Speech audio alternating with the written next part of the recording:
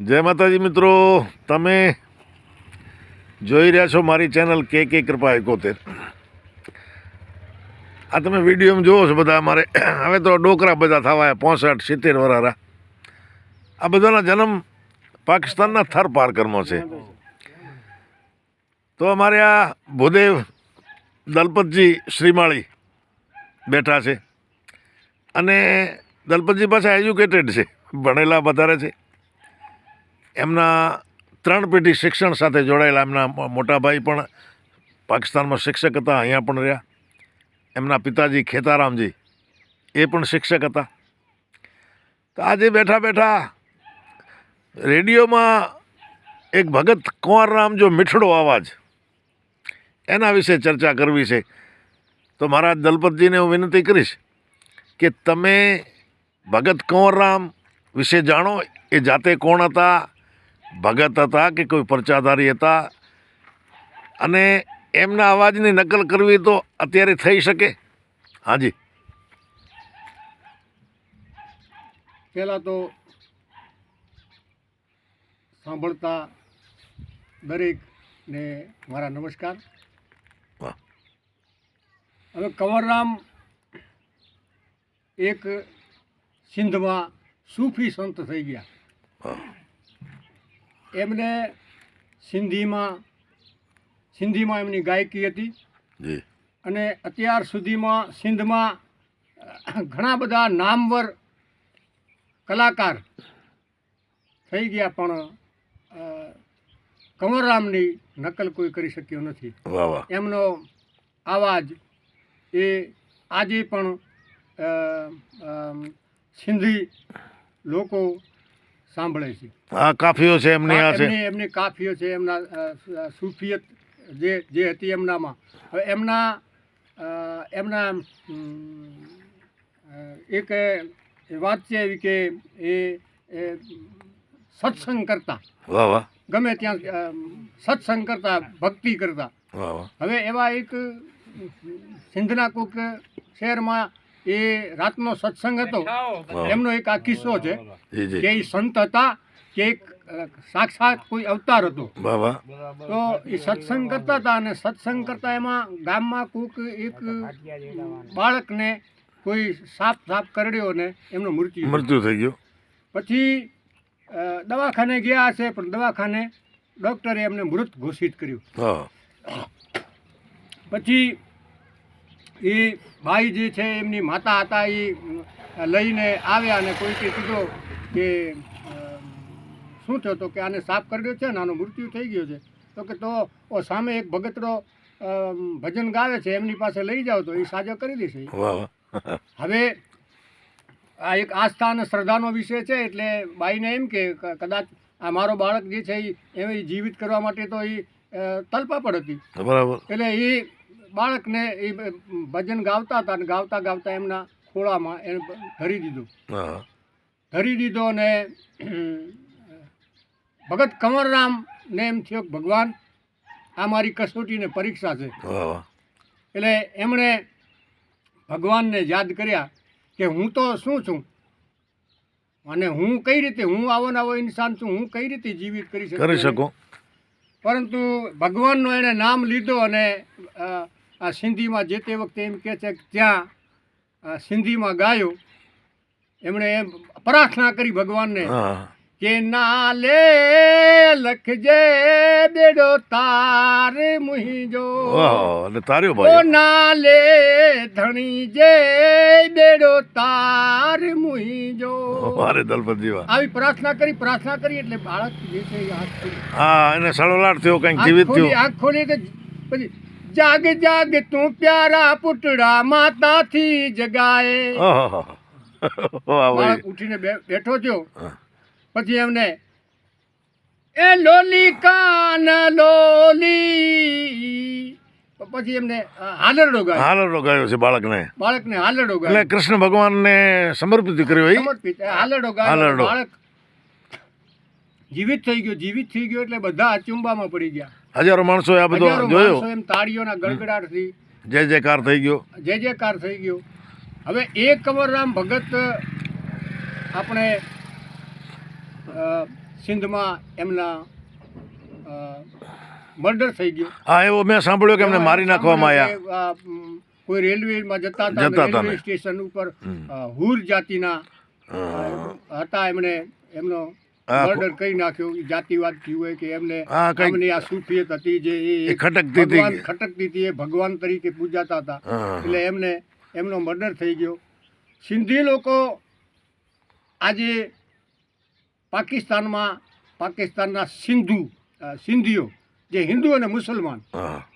અને ભારતમાં મોટા ભાગનો સિંધી વર્ગ જે છે એ આજે પણ કમરરામને યાદ કરે છે. યાદ કરે. અને આપણે સિંધી કાર્યક્રમ જે ઓલ ઇન્ડિયા રેડિયો ઉપર આવે સાંજે, હવે તો ચાલુ છે કે નહીં, પણ એમાં સૌ પ્રથમ એ એનાઉન્સમેન્ટ જે છે એનો જ કરે, આણે આવા બોધંદા ભગત કુંવરરામ જો મીઠડો અવાજ. બરોબર. ઓલ ઇન્ડિયા રેડિયો ઉપર આ સિંધી જે છે એ ભાષાને ભારત સરકારે ભાષા તરીકે માન્યતા આપી અને સિંધી શિક્ષણ ચાલુ કર્યો, સિંધી એકેડેમી ચાલુ કરી, અને ઓલ ઇન્ડિયા રેડિયો ઉપર 1 કલાકનો દરરોજનો સિંધી પ્રોગ્રામ આવતો. આપણે એમાં બધા સિંધીઓ ભગવતી નાવાણી ને ભગવતી નાવાણી, માસ્ટર ચંદર ને માસ્ટર ચંદર, સંતરામ રોહડા, રોહડા. અરે વાહ. હીરો હીરો ઠક્કોરજી સમાચાર વાંચતા, પરમાનંદ કેવલ રામાણી. કેવા રમણી. વાહ વાહ વાહ. અને એ પ્રોગ્રામની શરૂઆત થતા પહેલા સંત કવરરામનો હા, મીઠો અવાજ સંભળાવવામાં આવતો. Here he all India radio आहे હિયર તવા સંત ભગત કમરરામ જો મીઠડો અવાજ અવાજ બોધંદા. એક ગીત વગાડતા, હા. અને પછી એ જે સિંધી પ્રોગ્રામનો શુભારંભ થતો, 1 કલાક ચાલતો. અને ઓલ ઇન્ડિયા રેડિયો સિવાય પ્રાદેશિક જે રેડિયો હતા એના ઉપર પણ આવા સિંધી કાર્યક્રમો આવતા. ખૂબ ખૂબ આભાર મહારાજ. હવે શંકરદાનજી, તમે કહેતા હતા એ ગાયો કયા ગામની વખણાતી, શું નામ હતો, ને આપણે એને મહારાજને પૂછીએ. અમે તો નાના હતા પણ એમ સાંભળ્યું કે કહાવા ગામમાં ભગો કરીને હરિજન હતો, મેઘવાળ હતા. એની ગાયો બહુ વખાણાતી, પારકરમાં પહેલો નંબર આવતી. અમારે પોતાની ગાયો ઘણી હતી, સારી હતી. ભગાની ગાયો આપણે ચૂડીએ ગામમાં ગાયો ઘણી વખણાતી. હા તો મહારાજ, ભલે. તમારો ગામ કાહવો પારકરમાં. શંકરદાનજી, ભલે હું મારો ગામ કહાવો અને ભલે કાસવાનો નામ આવ્યો, વાહ વાહ વાહ વાહ. મહારાજ ભાવનાશીલ થઈ ગયા. કાસવામાં મારો જન્મ, અરે વાહ. મારી આ 71માં ભારતમાં હિજરત કરીને આવ્યા, પણ મારો જન્મ એટલે મને જન્મભૂમિ યાદ આવે. હા. આજે પણ એ ઝાડવામાં હું જ્યાં રમીને મોટો થયો, એ મને એ ગલી મારા નજરો આગળ હા. કરે છે. વાહ વાહ. તો એ કાસવો ગામ એક પારકરમાં, એમાં ખાસ કરીને પારકરમાં એક મશહૂર ગામ હતો, હા. આજે પણ છે. વાડીઓ હતી બહુ મહારાજ. વાડીઓ હતી અને મોટો ગામ હતો, અને તમામ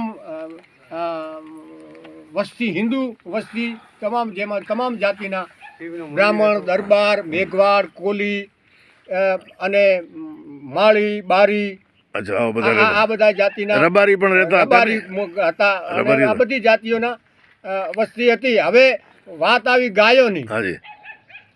ગાયો આપણી આમ તો પારકરની નસલ જે છે એ વખણાય છે, પણ નસલમાંય જેણે નસલ જાળવી રાખી હતી જી જી. એવા અમારા ગામના ભગાભાઈ મેઘવાડ, વાહ વાહ. એમની પાસે જે ગાયો હતી એવી ગાયો હજી ક્યાંય- સુધી જોવામાં હજી નથી સુધી આવી. ક્યાંય નથી. અહીંયાની હવે આજે આપણે કચ્છમાં બેઠા તો કચ્છની વાત કરીએ તો કચ્છમાં અને ગુજરાતમાં અહીંયા બૈયાઓના તેજમાલજી જાડેજાની જે રીતે ગાયો વખણાતી. વખણાતી, એમ આ ભગાભાઈની ગાયો જે છે એ વખણાતી. એમાં હું એક દાખલો આપીશ જી જી. કે આપણે સિંધમાં મીરો અને પીરોની હકુમત હતી, વાહ. એમાં આ ભગાભાઈ પાસેથી પીર પાગારો એ એમને એક ખૂંટ, જે આપણે આખો આખો ગઈ. ખૂંટ, હા. એમને અહીંયાથી લઈ ગયા હતા સિંધમાં, એમની ગાયોમાં રાખવા, હા, એમનું નસલ એમની નસલ સુધારવા માટે. અને એ ભગાભાઈના અને એ પીરના પછી એવા નાતા થઈ ગયા જે આજ દી સુધી એમના પૂર્વજોને જે છે એમના પરિવાર સાથે જોડાયેલા છે હજી. જોડાયેલા છે. વાહ વાહ. સારા સંબંધો છે સારા અત્યારે. સંબંધો છે. અને આજે એના પરિવારમાંથી એમના ભગાભાઈના મોટા વાઘજી હતા, પછી જોધાજી અને પદ્માજી, વાહ, વાહ. પછી એમના વાત આવી છે તો મારી સાથે ભણતા ગોવિંદરામ કરીને વાઘજીના દીકરા હતા, વાહ વાહ પછી દાજીમલ કરીને જોધાજીના દીકરા હતા, વાહ રે વાહ. અને હું માનું છું કે અમારી પાછળ ભણતા હશે પણ ચેતન માસ્તર છે એ પદ્માજીના અને એનો પરિવાર જે છે, અને એમની વાડી બહુ મશહૂર હતી. અચ્છા અચ્છા ખેતીવાડીમાં એમની વાડી જે તે વખતે હતી તો એ વખતે સક્કરિયા ગાજર અને 2.5 કિલોનો ગાજર હા એમણે એક ગાજરનો વજન 2.5 કિલો જે તે વખતે, એ વખતે આવો 50, 55, 60 વર્ષ પહેલાની વાત છે. હા. એટલે આ એમની એક આ એમની જ વાડીમાં થતો કે પશુપાલનની અને ખેતીવાડીની ખાસિયત હતી. અચ્છા મહારાજ, હવે એક બીજી વાત, તમારે કાહવામાં વાડીઓના માલિક કોણ કોણ હતા? કઈ કઈ જાતિના હતા? બધા મેઘવાળા જ હતા કે વળે કોઈ હતા? કાસવામાં વાડીઓ દરબારો પાસે હતી. અચ્છા, ચૌહાણ હતા ને? ચૌહાણ દરબાર. ચૌહાણ જાતના રાજપૂત દરબાર દરબાર હતા. હા. પછી સોઢા જાતિના હતા. અચ્છા પછી અમુક બ્રાહ્મણો પાસે વાડીઓ હતી, બાવાજી પાસે વાડીઓ હતી. હા. પછી આ દૂધો કરીને હતા એ એમની વાડી મશહૂર હતી પાછી.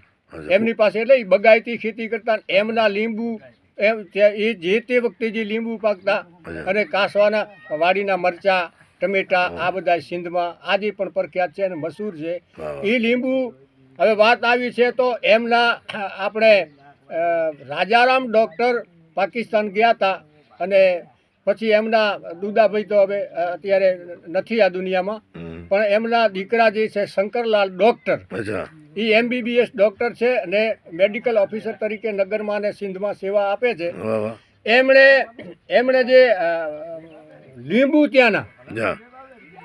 ત્યાંના રાજારામ ડૉક્ટરને આપ્યા, અને રાજારામને એવી વાત કરી કે આ લીંબુ જે છે એ કાસવાના જે માણસો હોય અચ્છા જે એક લીંબુ એમને આપજો, અચ્છા, એમને જ આપજો. એમને જ આપજો. આ આમાં- સોગાદ મોકલાવી. મોકલી પાકિસ્તાનથી આવી હતી. એટલે આ બધી કાસવોની ખાસિયત હતી. કાસવામાં આજે રામાપીરનો મોટો મંદિર જે તે વખતે હતો ને આજે તો લાખો માણસો ત્યાં દર્શન કરવા આવે.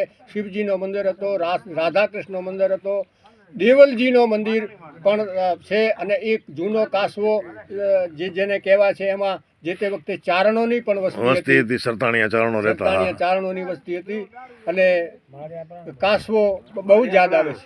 ચાલો, ખૂબ ખૂબ આભાર. કાસવોમાંથી જે સાંભળતા હોય એમને હું રામ રામ ને પ્રણામ કહે છે અમારે પંડિતજી. જય હો જય હો. વતનના પ્રેમને નમસ્કાર સાથે હું જ્ઞાનદાન.